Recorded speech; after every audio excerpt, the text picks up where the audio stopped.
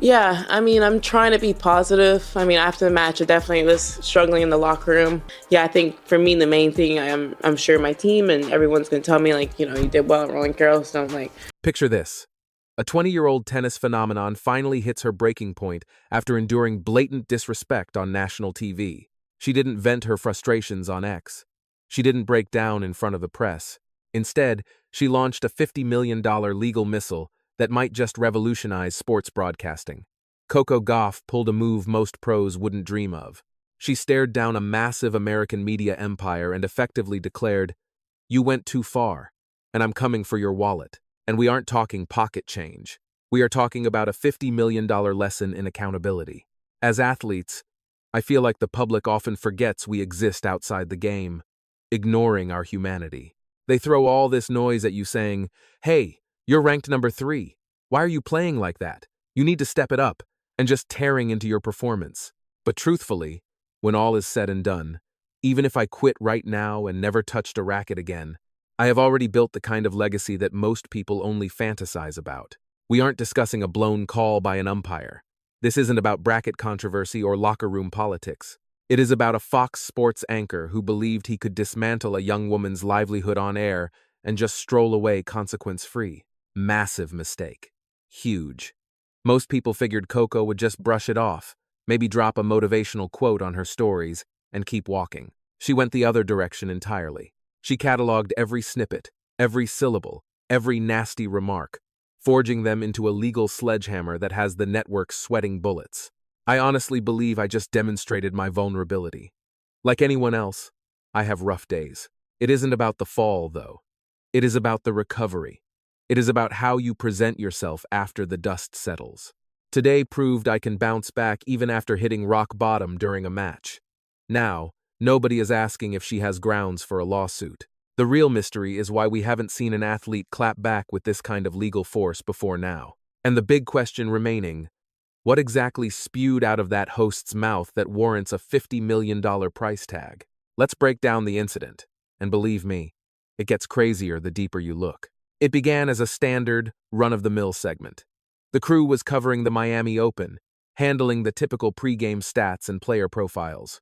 Suddenly, one anchor decided to toss the script and veer into dangerous territory. He ignored Coco's technical skills, her serve velocity, and her odds of winning. Instead, he made it personal. Extremely personal. He basically asked if she was the real deal or just a product of the marketing machine. He insinuated she lacked the emotional maturity to survive on the pro tour. Then he dropped the bomb that crossed the line, implying her trophies were flukes and she was unworthy of her fame. However, witnessing the wave of support since that incident has given me a fresh outlook on everything, realizing that people are proud of me no matter the score. Well, it made walking off the court today feel much lighter. I really hope I can hold on to that sense of relief for the remainder of the tournament. Pause and process that. An adult man, broadcasting to millions, decided to publicly debate whether a Grand Slam winner actually earned her stripes. He didn't critique her backhand form or game plan. He attacked her very right to call herself an elite athlete. It was the delivery that really stung. He had this arrogant, dismissive vibe, acting like he was some hero revealing the dark truth about Coco Gauff. That wasn't punditry. It was a hit job masquerading as expert opinion. The show rolled on as if everything was normal. His colleagues chuckled nervously and tried to pivot, but the grenade had already exploded. The footage was live, recorded, beaming into living rooms nationwide, and trending on socials before the segment even ended. Matt, great work. Appreciate it. Considering the chaos of Thursday night, did you wake up yesterday with a different mindset? Absolutely. I came to the realization that I never want to experience a moment like that on the court ever again. I usually hate displaying any sign of vulnerability, but post-match, I started thinking that perhaps showing emotion isn't actually a weakness. It is just an honest reflection of what is going on, inside my mind, rather than bottling it up until I freeze. Viewers at home hit the record button instantly. The internet went nuclear. Within 60 minutes, that clip was plastered everywhere, and the backlash was severe. It wasn't just Coco's loyalists. General tennis lovers, reporters, and even random viewers knew that line had been crossed. This was far beyond tough love or holding a pro to a standard. It wasn't just criticism. It was a calculated character assassination aimed squarely at a young black icon who had already conquered the court's highest peaks. While the web exploded with rage, Coco was a ghost. Zero clapbacks, no tearful selfies, absolute radio silence. That wasn't fear, it was a tactical pause. To grasp the gravity of this legal battle, you have to truly get who Coco Gauff is. We aren't talking about some rookie whining over a nasty headline. She has shouldered the hopes of a generation since she was 15. Remember Wimbledon 2019? She didn't just arrive, she detonated, dethroning Venus Williams right out of the gate. Just 15 years old, a literal child dismantling a living legend on the holiest turf in the sport. That was the spark. And the entire globe has been glued to her ever since. History made as the youngest modern qualifier, followed immediately by an avalanche of scrutiny. Fast forward to age 20, and she already had a Grand Slam trophy in the cabinet. She smashed into the top 10 and constructed an empire that veterans chase for their entire lives. New Balance contracts, massive deals, followers in the millions. You don't just see her serving aces. She is staring down from skyscrapers and glossy spreads. Coco is not merely a player, she is a corporation. That is exactly why the Fox debacle was radioactive. Her name is her gold standard. When a broadcasting giant hints that her wins are flukes, it goes way beyond a personal slight. It is a direct strike on her bank account. Brands buy credibility, and supporters demand the real deal. If a talking head implies she is a fraud, the shockwaves hit every contract, every deal, and the trajectory of her whole life. Look, she is used to the noise. They called her too green, too dramatic, overhyped. She has tuned out that static for years, usually with pure class. Head down, racket up, scoreboard ticking. But this cut deeper. It wasn't a critique of her backhand. It was an assault on her very identity and her place in the sport. It was broadcast coast to coast, feeding poison to millions of viewers who trust these analysts blindly. Coco had a realization. Turning the other cheek wasn't taking the high road this time. It was giving them a free pass to rewrite her history, and she refused to sign off on that script. Once the footage hit the timeline, it was absolute chaos. Instantaneously, tags like Defend Coco and Respect the Game were dominating global trends. The fan base went beyond angry. They were scorching earth. Yet, there was a twist. The locker room broke ranks. Serena dropped a heavy endorsement, and Naomi Osaka labeled the whole mess absolutely shameful. A wave of WTA stars came forward with their own nightmares of media disrespect, transforming a single incident into a full-blown revolution. You know it's bad when competitors form a shield wall like that. Usually, pros keep their heads down. But this? It was so ugly, so undeniably toxic, that silence felt like guilt. A single post nailed the vibe. Picture being 20, holding a championship title, and still having to beg for basic decency. It is the daily grind for women in sports. That sentiment got amplified hundreds of thousands of times over. Heavyweight writers churned out editorials, and even the crew at ESPN started taking shots at Fox during live broadcasts. Competitors didn't hold back, accusing the network of chasing cheap clicks instead of reporting the truth. Amidst the firestorm, Coco remained a phantom. No tweets, no stories, zero content. The rumors started swirling. Was she crumbling? Was she oblivious? No one had a clue. But the world missed the point. She wasn't hiding. She was sharpening her knives. Then, the hammer dropped. Coco Gauff's attorneys slapped Fox Sports and the anchor with a $50 million lawsuit. $50 million. We aren't talking about a warning letter or a request for sorry. This was total war. The filing nailed them on 3 fronts. Number 1, defamation, calling the lies deliberate and destructive. Number 2, emotional distress. They argued this wasn't analysis. It was a televised shaming. Number 3, professional sabotage. By attacking her validity, Fox put a target on her future paychecks.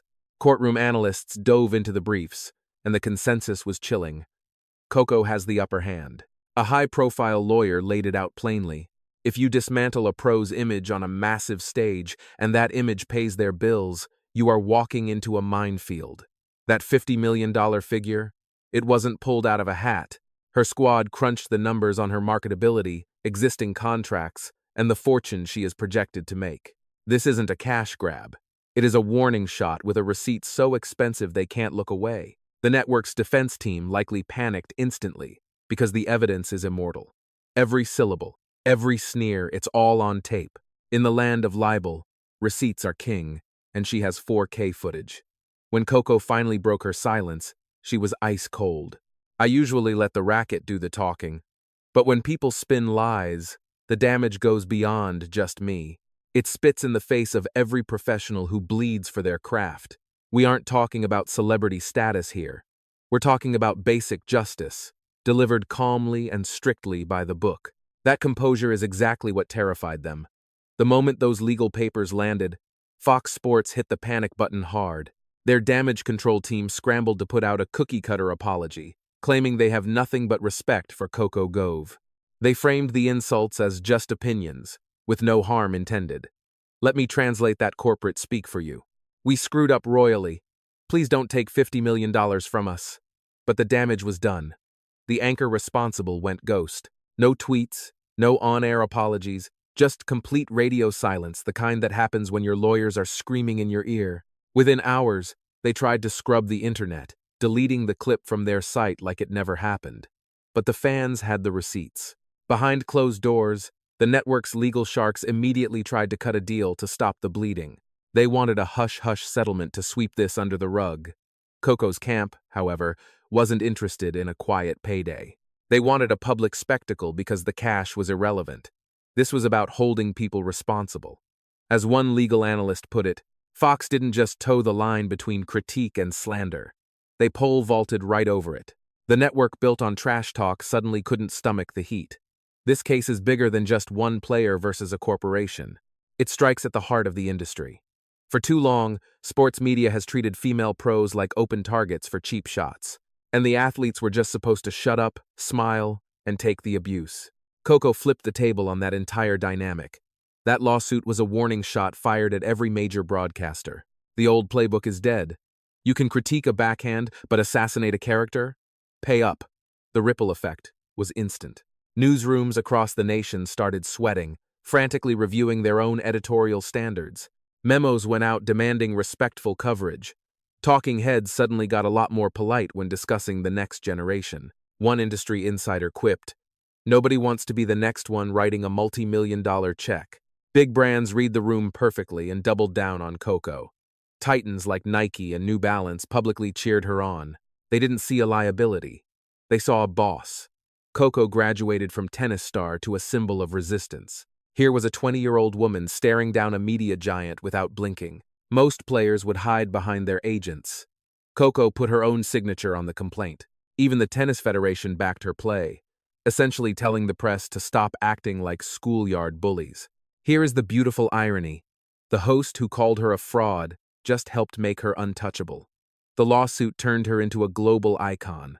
So, what is the score right now? The legal battle is raging, and Fox is fighting tooth and nail to bury it. But Coco isn't budging an inch. Her attorneys are pressing forward, and experts say she has them dead to rights. Even if they settle, the point has been made. The Wild West of the 90s is over.